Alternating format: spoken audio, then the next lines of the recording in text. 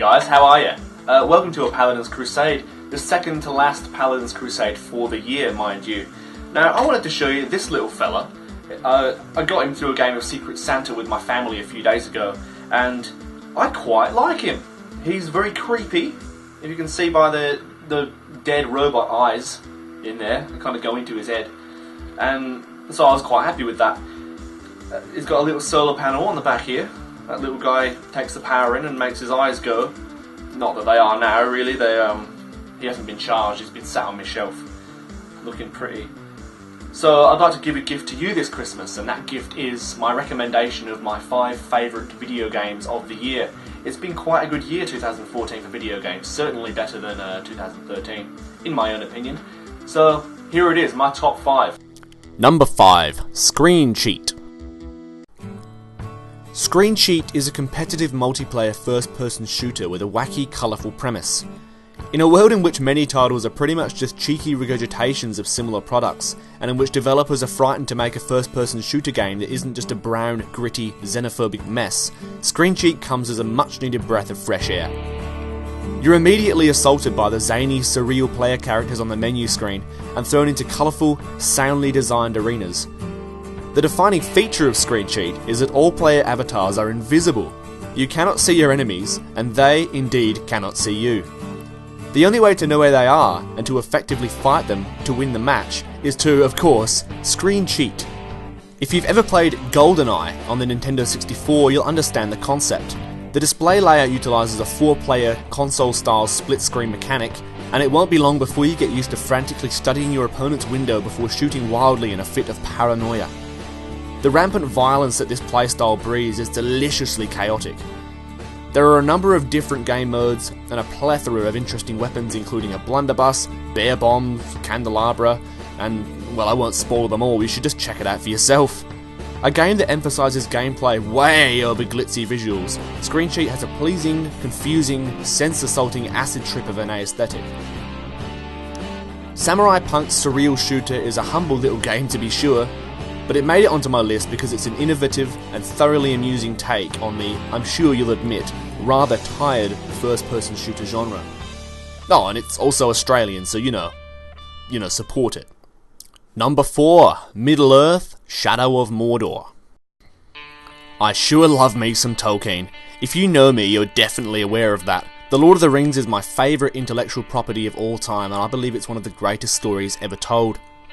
Shadow of Mordor acts as a loosely connected bridge between Peter Jackson's original trilogy and the far more recent cinematic retelling of The Hobbit.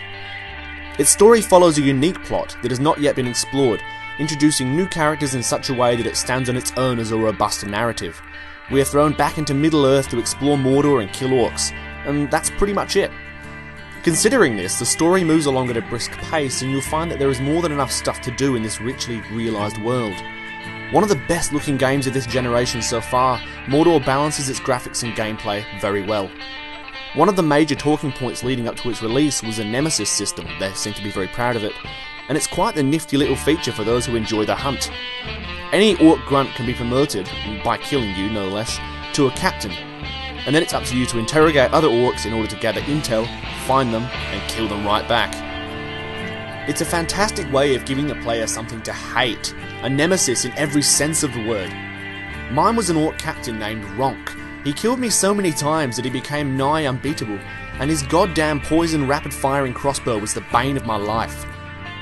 Every time he defeated me, I was cruelly taunted and mocked as I died, making the personal vendetta against Ronk all the more fierce. It made me really care, and really punch the air with savage delight as the sweet, sweet dopamine flooded my brain when I finally took his head. The combat system in the game is very much the centre of the title, with slow-motion executions, delicious blood spurts, and everything you want, and spectacularly choreographed animations. The bloody fights are an undeniable spectacle, to such a degree that similar games such as Rise Son of Rome, and even the venerable Assassin's Creed have not, well at least yet, achieved. As a massive Tolkien fan, I found particular delight in the fact that Mordor does not feel like an extension of PJ's films, but rather more akin to something like a long-forgotten tale perhaps found buried in the appendices of one of Tolkien's lesser-known works. It helps it to feel real, unique, and less tacked on to the main narrative of Rings. I love this game. Number 3. Infamous Second Son. What can I say? This game is gorgeous. I love open world games, and Second Son was the first to truly show what the powerful innards of the PlayStation 4 can do, which was, something I really wanted to see. Jam-packed with particle effects and beautifully realised environments, Infamous Second Son is one of those titles in which graphical grunt and powerful next-gen hardware can really make a difference. As well as being a technical graphical achievement, it makes gorgeous, stunning use of colour. When so many modern games are dark, dreary, gritty and brown, SS manages to be bright, full of colour and light, as well as nailing that dark grittiness in just the right doses where it's appropriate. The story is solid, the characters are relatively varied, and although the karma choice system could perhaps have been a little bit deeper and more consequential, I was happy for its inclusion even though it might not have changed the game that much. Combat is a major aspect, and the main character, young delinquent Delsin Rowe, utilises sway over a number of elements in order to do so. However, forget earth, fire, wind and water, get ready to experience the little explored powers of smoke, neon, video and concrete. These unique power sets are a huge part of what makes the game so great. You'll have hours of fun blasting, burning, pixelating and zapping your foes into oblivion, as well as unlocking skills that increase your powers and capacity for destruction. The one and only gripe I can really think of is that perhaps the DualShock 4's touchpad might be a tad overutilised in the gameplay.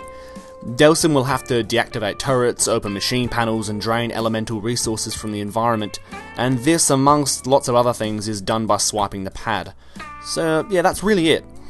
Although I guess it's better than not using the touch feature at all, like some games do.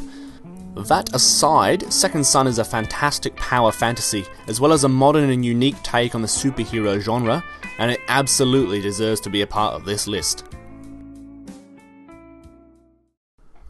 Number 2. This War of Mine. This is a war game. No, it's not, I hear you say. Don't war games look like this?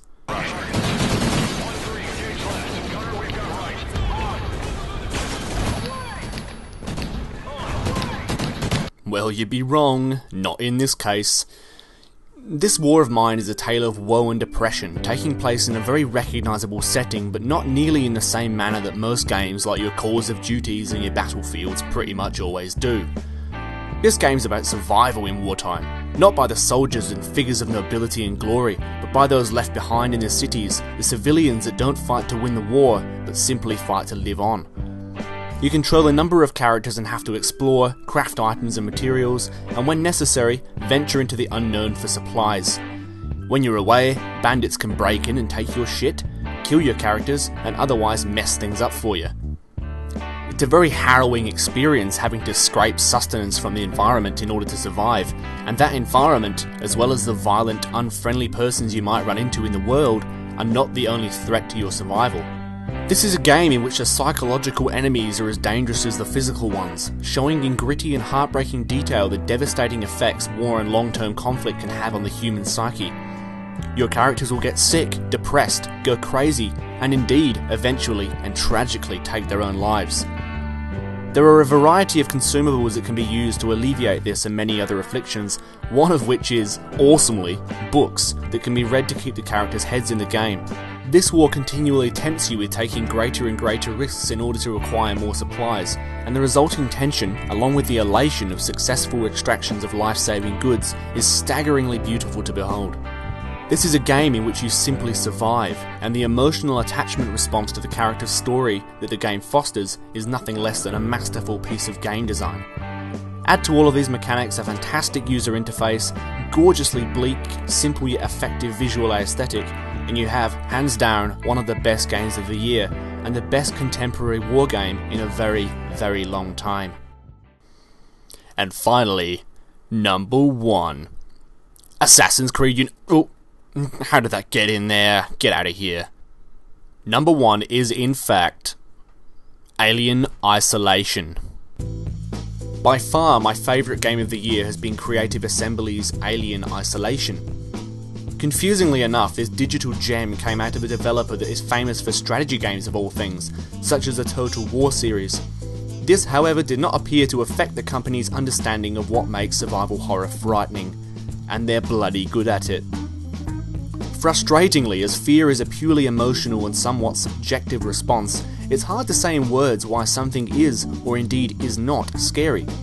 I love the Alien franchise, yes, even Alien 3 and Alien Resurrection, but if you ask me, nothing comes close to the original for actual palpable fear. The alien is seen mostly in the shadows, and it is, as is true with most successful frightening characters in the horror genre, at its most terrifying when you cannot see it. Creative Assembly have taken the best parts of the original film and used them to create a separate narrative revolving around Ellen Ripley's daughter Amanda. The game captures the assets from the film, and I mean all of them, including sound effects and music, absolutely perfectly. From the locks on the doors, the white PVC padded walls, the 70s era high-tech monitors with the green blinky writing, the Iris-style openings to the maintenance vents, to the heart-pounding click, click, click of the iconic motion tracker, everything feels authentic. It wouldn't be an Alien game, of course, without an alien, and they have knocked it out of the park with this one. And I mean one.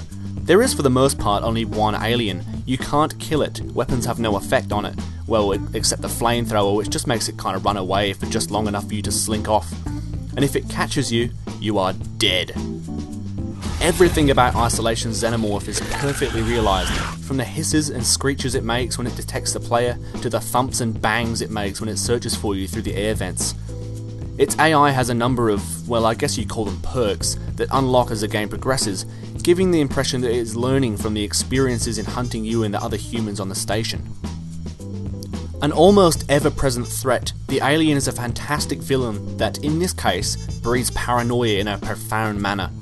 You really have to experience it, the feeling of standing in plain sight trying to key in the access code to a door, manually mind you, knowing full well that the Xeno is in the room with you, somewhere. Or creeping through dimly lit hallways wondering which corner the monster is lurking around, or hiding for minutes on end in the storage locker, too frightened and paranoid to open the door for fear of taking a phallus full of teeth to the eye socket. Death can come instantly, and it's all the more terrifying when the only way to save the game is at semi-regularly placed save points.